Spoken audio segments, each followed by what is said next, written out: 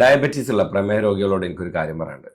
നിങ്ങൾ ഈ പെട്ടെന്നുള്ള ഷുഗർ സ്പൈക്ക് ഉണ്ടല്ലോ, പെട്ടെന്ന് കൂടി ഭക്ഷണം കഴിക്കുമ്പോൾ തന്നെ കൂടി അങ്ങനെയൊക്കെ പറയുന്ന ഈ പ്രശ്നം, അത് നല്ലൊരു ശതമാനം, ഒരു 75% നിങ്ങൾക്ക് കുറക്കാൻ പറ്റും. നിങ്ങൾ ഭക്ഷണം കഴിക്കുന്നതിൻ്റെ ഓർഡർ ഒന്ന് മാറ്റി പിടിച്ചാൽ. നിങ്ങൾ ആദ്യം തന്നെ വാരി വലിച്ച് കുറേ ചോറും അങ്ങനെയുള്ള കാർബോഹൈഡ്രേറ്റ്സ് കഴിക്കുന്നതിന് പകരം നിങ്ങൾ വെജിറ്റബിൾസിൽ സ്റ്റാർട്ട് ചെയ്യുക. 1-2 തരം വെജിറ്റബിൾസ്, ലീഫി വെജിറ്റബിൾസ് അല്ലാത്തൊക്കെ അതിൽ സ്റ്റാർട്ട് ചെയ്യുക. സ്റ്റാർട്ട് ചെയ്തിട്ട് അതിന് ശേഷം നമ്മളെ ഫാറ്റ്, കൊഴുപ്പടങ്ങിയ ഭക്ഷണങ്ങളും അതുപോലെ മാംസ്യം, പ്രോട്ടീനൊക്കെ ഉള്ള ഇറച്ചി, അങ്ങനെ കടലവർഗ്ഗങ്ങൾ, അതൊക്കെ അതിന് ശേഷം കഴിക്കാം. മൂന്നാമത് നിങ്ങൾ കഴിക്കേണ്ടതാണ് നമ്മൾ ചോറ്, ചപ്പാത്തി, പത്തിരി, അതുപോലെ അന്നജം, ഷുഗർ അടങ്ങിയ, ഗ്ലൂക്കോസ് അടങ്ങിയ.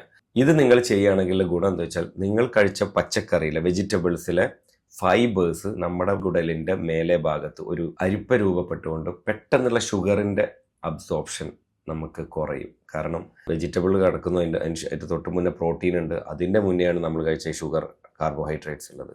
അപ്പം അത്രയും അതിനെ സ്ലോ ചെയ്യാനും ഒറ്റയടിക്കുള്ള സ്പൈക്ക്, ഗ്ലൂക്കോസ് സ്പൈക്ക് കുറക്കാനും അതുകൊണ്ടുള്ള ദോഷം, ആൾറെഡി പ്രമേഹ രോഗമുള്ള ആളുകൾക്ക് അത് ദോഷം ചെയ്യും.